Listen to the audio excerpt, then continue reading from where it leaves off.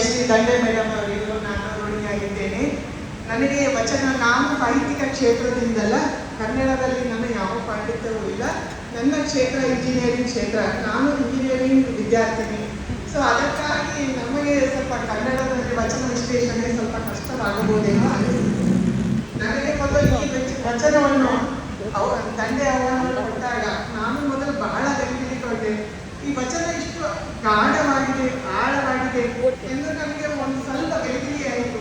ಅದಾದ ಮೇಲೆ ಅದನ್ನು ಓದುತ್ತಾ ಹೋದ ಹಾಗೆ ನನಗೆ ಇಷ್ಟು ಯಾವ ರೀತಿ ಅಂದರೆ ಸ್ತಂಭೀಕೃತಂತಲ್ಲ, ಆ ಥರ ನನಗೆ ಒಂದು ಅನುಭವವಾಯಿತು. ಯಾಕೆಂದರೆ ಆ ವಚನದಲ್ಲಿರುವ ಗಾಢತೆ ಇಷ್ಟು ದೊಡ್ಡದೆಂದರೆ ಅದನ್ನು ನನಗೆ ಪ್ರಪಂಚದ ಯಾವ ಧರ್ಮದವರಿಗೂ ನೋಡಿ, ಭಾರತದಲ್ಲಿರುವವರಷ್ಟೇ ಇಷ್ಟೊಂದು ಮನೋವೈಶಾಲ್ಯವನ್ನು ಹೊಂದಿದವರು, ಅವರಷ್ಟೇ ಈ ಮಾತನ್ನು ಅರಿತುಕೊಳ್ಳಲು ಸಾಧ್ಯ. ಇದರಲ್ಲಿ ಅಕ್ಕಮಾದಿಯವರು ಒಂದು ದೊಡ್ಡ ಮಾತನ್ನು ಹೇಳಿದ್ದಾರೆ. ಅದೇನೆಂದರೆ, ಚನ್ನಮಲ್ಲಿಕಾರ್ಜುನನ ಹೆತ್ತ ತಂದೆ ಸಂಗನ ಬಸವಣ್ಣನು. ಅಂದರೆ ನೋಡಿ, ದೇವರ ತಂದೆಯೇ, ದೇವರ ಅಪ್ಪ ಯಾರು? ಬಸವಣ್ಣ ಅಂತ ಹೇಳಿದರು. ನೋಡಿ, ಇದು ಯಾರು ಎಕ್ಸೆಪ್ಟ್ ಬೇರೆ ಧರ್ಮದವರಂತೂ ಇಂತಹ ಮಾತುಗಳನ್ನು, ಅವರ ಧರ್ಮದ ಬಗ್ಗೆ ಒಂದು ಮಾತನಾಡಿದರೂ ಕೂಡ ಅವರು ಪಡೆಯಲು ಬರುತ್ತಾರೆ. ಆದರೆ ನಮ್ಮ ಭಾರತ ಸಂಸ್ಕೃತಿ ಇಷ್ಟು ಅಗಾಧ, ಇಷ್ಟು ವೈಶಾಲ್ಯವಾಗಿದೆ ನೋಡಿ. ಇದರಲ್ಲಿ ಸಂಗನ ಬಸವಣ್ಣ ಅಂದರೆ ಬಸವಣ್ಣನೇ ಚನ್ನಮಲ್ಲಿಕಾರ್ಜುನನ ಅಪ್ಪ ಎಂದು ಹೇಳಿರುವುದು ತುಂಬಾ ಒಂದು ದೊಡ್ಡ ಮಾತಾಗಿದೆ ನೋಡಿ. ಇದರಲ್ಲಿ ಈ ವಚನದಲ್ಲಿ ಅಕ್ಕಮಾದಿಯವರು ಏನ್ ಹೇಳ್ತಿರ್ತಾರೆ ಎಂದರೆ, ಬಸವಣ್ಣ ಯಾವ ರೀತಿ ದೇವರನ್ನು ಎಲ್ಲರಿಗೆ ತೋರಿಸಿಕೊಟ್ಟ. ಅಂದರೆ ಭರತ ಖಂಡಕ್ಕೆ ಅಷ್ಟೇ ಅಲ್ಲ, ಪೂರ್ತಿ ಪ್ರಪಂಚಕ್ಕೆ ಬಸವಣ್ಣನು ದೇವರ ಕಲ್ಪನೆಯನ್ನು ತೋರಿಸಿಕೊಟ್ಟ ನೋಡಿ. 12ನೇ ಶತಮಾನದಲ್ಲಿ ಬಸವಣ್ಣನವರು ಹುಟ್ಟಿದ ಕಾಲದಲ್ಲಿ ಪರಿಸ್ಥಿತಿ ಯಾವ ರೀತಿ ಎಂದರೆ, ಎಲ್ಲರ ಕಡೆಯಲ್ಲಿ ತುಂಬ ಕಂದಾಚಾರಗಳು, ಮೂಢರೂಢಿಗಳು, ಮೂಢನಂಬಿಕೆಗಳು ತುಂಬಿ ತುಳುಕಾಡುತ್ತಿದ್ದವು ನೋಡಿ. ಆವಾಗ ಬ್ರಾಹ್ಮಣರಿಗಷ್ಟೇ ಅಕ್ಷರವನ್ನು ಕಲಿಯಲು ಅವಕಾಶವಿತ್ತು. ಹಾಗೂ ಸ್ತ್ರೀ ಪುರುಷರ ನಡುವೆ ಬಹಳವಾದ ಅಗಾಧವಾದ ಡಿಫರೆನ್ಸ್ ಇರ್ತಾ ಇತ್ತು. ಅದಕ್ಕಾಗಿ ಬಸವಣ್ಣನವರು ಯಾವ ಸಮಯದಲ್ಲಿ ಹುಟ್ಟಿದಾಗ ಅವಾಗಿನ ಪರಿಸ್ಥಿತಿ ಇಷ್ಟೊಂದು ಕೆಟ್ಟದಾಗಿತ್ತೆಂದರೆ, ಜಾತಿ ತಾರತಮ್ಯ ಬಹಳ ಇತ್ತು, ಲಿಂಗ ತಾರತಮ್ಯ ಬಹಳ ಇತ್ತು, ಹಾಗೂ ಹಣದ ತಾರತಮ್ಯ ಕೂಡ ಬಹಳ ಇತ್ತು, ಬಹಳ ಶೋಷಣೆ ಇತ್ತು ನೋಡಿ. ಅಂಥದರಲ್ಲಿ ಯಾವ ರೀತಿ ಅಂದರೆ ಬಲಿ ಕೊಡದಿದ್ದರೆ, ದೇವರ ಕಲ್ಪನೆಯನ್ನು ಯಾವ ರೀತಿ ಮಾಡಿಟ್ಟಿದ್ದರು ಮೊದಲನೆಯ ಜನರು ಎಂದರೆ, ದೇವರ ಕಲ್ಪನೆಯನ್ನು ದೇವರಿಗೆ ನೀವು ಬಲಿ ಕೊಡಲಿಲ್ಲ ಎಂದರೆ ದೇವರು ನಿಮ್ಮ ಮೇಲೆ ಕೋಪಿಸಿಕೊಳ್ಳುತ್ತಾನೆ.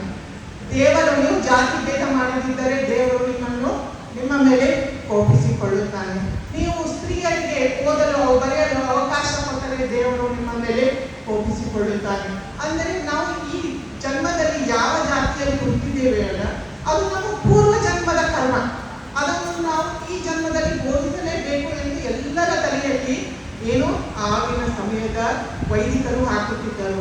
ಅದೇ ರೀತಿ ಪ್ರಪಂಚವು, ಅದೇ ರೀತಿ ಆ ಸಮಾಜವು ನಿರ್ಮಿತವಾಗಿತ್ತು ನೋಡಿ. ಯಾವಾಗ ಬಸವಣ್ಣನವರು ಇದೆಲ್ಲವನ್ನು ನೋಡಿದರೋ, ಬಸವಣ್ಣವರು ಕೆಲವೊಂದು ಪಾಯಿಂಟ್ಸ್ಗಳು, ಇಂಪಾರ್ಟೆಂಟ್ ಪಾಯಿಂಟ್ಸ್ಗಳನ್ನು ಹೇಳಿದರು. ಅವರ ಮೊದಲನೆಯದಂದರೆ ದಯವೇ ಧರ್ಮದ ಮೂಲ ನೋಡಿ. ದಯೆ ಇಲ್ಲದಿದ್ದರೆ ಧರ್ಮವು ಎಲ್ಲಿಯೂ ಇರುವುದಿಲ್ಲ. ನೆಕ್ಸ್ಟ್ ಏನೆಂದರೆ ಹೇಳಿದರೆ ಅಂದರೆ ಕಾಯಕವೇ ಕೈಲಾಸ ನೋಡಿ. ಕಾಯಕ ನೀವು ಬರೀ ಮಾತನಾಡಿದರಿಂದ ಏನನ್ನೂ ಸಾಧಿಸುವುದಿಲ್ಲ, ಆಗುವುದಿಲ್ಲ. ನೀವು ದೊಡ್ಡ ದೊಡ್ಡ ಭಾಷಣಗಳನ್ನು ಹೇಳಬಹುದು, ಏನಾದರೂ ದೊಡ್ಡ ದೊಡ್ಡ ಬರೆಯಬಹುದು, ಆದರೆ ನೀವು ಅದನ್ನು ಕಾರ್ಯರೂಪಕ್ಕೆ ತರದಿದ್ದರೆ ಅದರಿಂದ ಕೇವಲ ಬಾಯಿ ಮಾತಿನಿಂದ ಈ ಪ್ರಪಂಚದಲ್ಲಿ ಏನನ್ನೂ ಸಾಧಿಸಲಾಗುವುದಿಲ್ಲ. ಅದಕ್ಕಾಗಿ ನಾವು ಏನು ಮಾಡಬೇಕು? ಫಸ್ಟ್ ಆ್ಯಂಡ್ ಮೋಸ್ಟ್ ಕೆಲಸಗಳಲ್ಲಿ ನಾವು ಇದು ಮಾಡಬೇಕು. ಈ ರೀತಿಯಾಗಿ ನೋಡಿ, ಇದೊಂದು ಆಯಿತು. ಮತ್ತೆ ನೋಡಿ, ಆಗಿನ ಕಾಲದಲ್ಲಿ ಅಕ್ಷರ ದಾಸೋಹ ಒಂದು ಇದೇ ಇದೆ ನೋಡಿ. ಬಸವಣ್ಣನವರು ಯಾವ ರೀತಿ ಅನಕ್ಷರಸ್ಥರಿಗೆ ಅಕ್ಷರವನ್ನು ಕಲಿಸಿ ವಚನ ಕ್ರಾಂತಿಯನ್ನು ಎಬ್ಬಿಸಿದರು ನೋಡಿ. ಎಷ್ಟೊಂದು ಮಹಿಳೆಯರು ವಚನಕಾರ್ತಿಯರಾದರು ನೋಡಿ. ಈ ಮಠಗಳು, ಮಾನ್ಯಗಳು ಪೂರ್ತಿ ಪ್ರಪಂಚದಲ್ಲೆಲ್ಲ, ಕರ್ನಾಟಕ, ಮಹಾರಾಷ್ಟ್ರ, ಆಂಧ್ರ ಪ್ರದೇಶ, ತಮಿಳುನಾಡು ಎಲ್ಲ ಕಡೆ ಸಣ್ಣ ಸಣ್ಣ ಹಳ್ಳಿಗಳಲ್ಲಿ ಮಠಗಳು ಮೈದಾನದವು. ಹಾಗೂ ಅಕ್ಷರವು ಎಲ್ಲ ಕ್ಷೇತ್ರಗಳಲ್ಲಿಯೂ ಪಸರಿಸಿತು. ನಡೆದ ಕೆಲ ಕಾಲದ ನಂತರ ಸ್ವಲ್ಪ ಅದು ಕಡಿಮೆ ಆಯಿತು. ಆದರೆ ನಮ್ಮ ಮಠಾಧೀಶರು ಅದನ್ನೆಲ್ಲ ಮುಂದೆ ತಂದು ಏನು ಮಾಡಿದರು? ಅಕ್ಷರ ದಾಸೋಹವನ್ನು ಎಬ್ಬಿಸಿ ಭಾರತವು ಈ ಸ್ಥಿತಿಗೆ ಬರಲು south India is the most ನೋಡಿ progressive states. Karnataka is the most progressive state. ಅಂದರೆ ಕರ್ನಾಟಕ ತುಂಬಾ ಮುಂದುವರಿದ ಪ್ರದೇಶವಾಗಿದೆ ನೋಡಿ. ಯಾಕಂದ್ರೆ ಇಲ್ಲಿ ಅಕ್ಷರ ತುಂಬಾ ಇದೆ ನೋಡಿ, ಎಲ್ಲ ಜನರು ಕರ್ನಾಟಕಕ್ಕೆ ಓದಲು ಬರುತ್ತಾರೆ. ಎದಕ್ಕೆ ಬರುತ್ತಾರೆ ಅಂದರೆ ಅಷ್ಟೊಂದು ಶಾಲಾ ಕಾಲೇಜುಗಳು. ಇದನ್ನು ಸ್ಥಾಪಿಸಿದವರು ಯಾರು ಅಂದರೆ ನಮ್ಮ ಮಠಗಳು ಇವನ್ನು ಸ್ಥಾಪಿಸಿದವರು. ಇದಕ್ಕೆ ಪ್ರೇರಣೆ ಯಾರು ಕೊಟ್ಟರು ಅಂದರೆ ಬಸವಣ್ಣನವರು ಕೊಟ್ಟರು.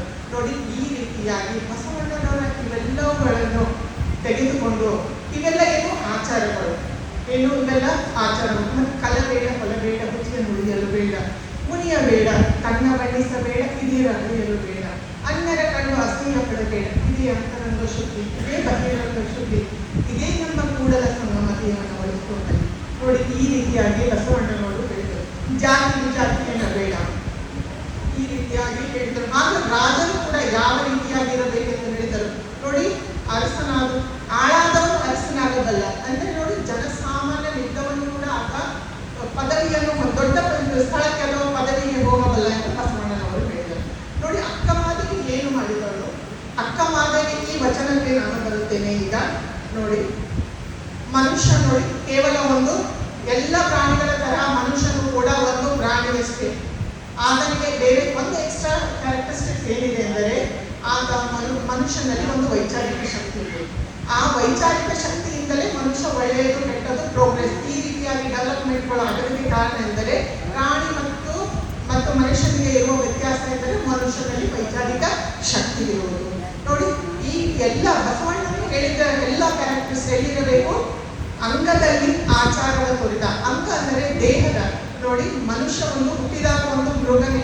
ಎಷ್ಟೊಂದು ನಾವು ಕಥೆಗಳನ್ನು ಕೇಳಿದ್ದೇವೆ. ಕಾಡಿನಲ್ಲಿ ಒಂದು ಮಗು ಕಳೆದು ಹೋಯಿತು, ಅದು 20 ವರ್ಷಗಳ ಆಗಿ ಬಂದಾಗ ಅದು ಒಂದು ಮೃಗದ ತರ ಇತ್ತು. ನೋಡಿ, ಸಮಾಜದಲ್ಲಿ ಇರುವಾಗ ಮಕ್ಕಳು ಯಾವ ರೀತಿ ಬೆಳೆಯುತ್ತಾರೆ ಅದಕ್ಕೆ ಅಂಗದಲ್ಲಿ ಆಚಾರದ ಕುರಿತ. ಬಸವಣ್ಣನವರು ಹೇಳಿದ ಎಲ್ಲ ಪಾಯಿಂಟ್ಸ್ಗಳು ಅಂಗದಲ್ಲಿ ಅಂದರೆ ಮನುಷ್ಯನಲ್ಲಿ ಒಂದು ಸಂಸ್ಕಾರಕ್ಕೆ ಒಳಪಟ್ಟರೆ ಏನಾಗುತ್ತದೆ ನೋಡಿ. ಅಂಗದಲ್ಲಿ ಬಸವಣ್ಣನು ಏನನ್ನು ತೋರಿದ? ಆಚಾರವನ್ನು ತೋರಿದ. ಪ್ರಾಣದಲ್ಲಿ ಆ ಆಚಾರವೇ ಲಿಂಗವೆಂದರು. ಈಗ ನೋಡಿ, ಆಚಾರವೇ ಲಿಂಗ ಎಂದರೆ ನಾವು ಒಳ್ಳೆಯ ಕರ್ಮಗಳನ್ನು ಮಾಡುತ್ತಾ ಹೋದರೆ ಅದು ಪುಣ್ಯದ ಗಂಟು ವೃದ್ಧಿಯಾಗುತ್ತಾ ಏನಾಗುತ್ತದೆ, ಅದು ಬರುತ್ತಾ ಬರುತ್ತಾ ಒಂದು ಲಿಂಗದ ರೂಪವನ್ನು ಪಡೆಯಲು ಆರಂಭಿಸುತ್ತದೆ. ನೋಡಿ, ಆ ಆಚಾರವೇ ಲಿಂಗವೆಂದರು. ನೋಡಿ, ಜೀವನದಲ್ಲಿ ಯಾವುದು ಒನ್ ಟೈಮ್ ಇನ್ಸ್ಟಾಲ್ಮೆಂಟ್ ಅಲ್ಲ, ಪಾಪ ಪುಣ್ಯ. ಅದಕ್ಕಾಗಿ ನಾವು ಸತತ ನಮ್ಮ ಜೀವನದುದ್ದಕ್ಕೂ ನಾವು ಏನು ಮಾಡಬೇಕು? ಪರಿಶ್ರಮವನ್ನು ಪಡುತ್ತಲೇ ಇರಬೇಕು. ಆ ಲಿಂಗದ ವೃದ್ಧಿಯು ನಮ್ಮದು ಪುಣ್ಯದ ಗಂಟು ಜಾಸ್ತಿ ಆಗುತ್ತಲೇ ಹೋಗಬೇಕು. ಆ ಆಚಾರವೇ ಲಿಂಗವೆಂದರಿಂದ ಪ್ರಾಣದಲ್ಲಿ ಅರಿವನ್ನು ಎಳೆಗೊಳಿಸಿದ. ನೋಡಿ, ಏನು ಮನುಷ್ಯನಲ್ಲಿ ಏನಿರುತ್ತದೆ? ಒಂದು ವಿವೇಚನಾ ಶಕ್ತಿ ಇರುತ್ತದೆ. ಅದರಲ್ಲಿ ಪ್ರಾಣವ ಆ ಲಿಂಗದಲ್ಲಿ ಪ್ರಾಣದಲ್ಲಿ ಅರಿವನ್ನು ನೆಲೆಗೊಳಿಸಿದ. ನೋಡಿ, ನಾವು ಕಂಟಿನ್ಯೂಸ್ ಆಗಿ ಒಳ್ಳೆಯದು ಕ್ಯಾರೆಕ್ಟರಿಸ್ಟಿಕ್ಸ್ ಅನ್ನು ಫಾಲೋ ಮಾಡುತ್ತಾ ಹೋದರೆ ನಮ್ಮ ಪ್ರಾಣದಲ್ಲಿ ಏನು ಬರುತ್ತದೆ? ಅರಿವು ಅಂದರೆ ನಾಲೆಜ್, ತಿಳುವಳಿಕೆ. ಇದು ಒಂದೇ ಸಮಯದಲ್ಲಿ ಬರುವುದರಿಲ್ಲ, ಕಾಲಾಂತರದಲ್ಲಿ ಇದು ಕಂಟಿನ್ಯೂಸ್ ಆಗಿ ಬೆಳೆಯುತ್ತಲೇ ಇರಬೇಕು. ಆ ಅರಿವೇ ಜಂಗಮ ನೋಡಿ, ಅರಿವು ನೋಡಿ, ಅಂಗದಿಂದ ಏನಾಯಿತು? ಮನುಷ್ಯ ಒಳ್ಳೆಯ ಕೆಲಸಗಳನ್ನು ಮಾಡುತ್ತಾ ಏನಾದರೂ ಜಂಗಮನು ಆಗುತ್ತಾನೆ. ಜಂಗಮನು ಏನೆಂದರೆ ನಡೆದಾಡುವ ಒಳ್ಳೆಯ ಮನುಷ್ಯ. ನೋಡಿ, ಸ್ಥಿರ ಮತ್ತು ಜಂಗಮಕ್ಕೆ ಇದೆ ಡಿಫರೆನ್ಸ್ ಇದೆ. ಚನ್ನಮಲ್ಲಿಕಾರ್ಜುನನ ಹೆತ್ತ ತಂದೆ ಸಂಗನ ಬಸವಣ್ಣು ಎನಗಿ ಕ್ರಮವನ್ನು ಹೀಗೆ ನಡೆಯಾಗುತ್ತದೆ. ನೋಡಿ, ಅಕ್ಕಮಾದಿಯವರು ಏನು ಹೇಳುತ್ತಾರೆ? ಬಸವಣ್ಣನವರು ಈ ರೀತಿಯಾಗಿ ನೀನು ಸ್ಟೆಪ್ ಬೈ ಸ್ಟೆಪ್ ಇವೆಲ್ಲ ನೀನು ಪ್ರಿನ್ಸಿಪಲ್ಸ್ಗಳನ್ನು ಫಾಲೋ ಮಾಡುತ್ತಾ ಬಂದರೆ ನೀನು ದೈವತ್ವವನ್ನು ಪಡೆಯುತ್ತೀಯ. ಅದಕ್ಕಾಗಿ ದೇವರನ್ನು, ಚನ್ನಮಲ್ಲಿಕಾರ್ಜುನನು ಯಾವ ರೀತಿ ಇರುವನು ಎನ್ನುವುದನ್ನು ಪ್ರಪಂಚಕ್ಕೆ ಅಥವಾ ವಿಶ್ವಕ್ಕೆ ತೋರಿಸಿಕೊಟ್ಟವನು ಬಸವಣ್ಣ ಎಂದು ಅಕ್ಕ ಮಾದೇವಿಯವರು ಈ ವಚನದಲ್ಲಿ ಹೇಳಿದ್ದಾರೆ. ನಮಸ್ಕಾರ.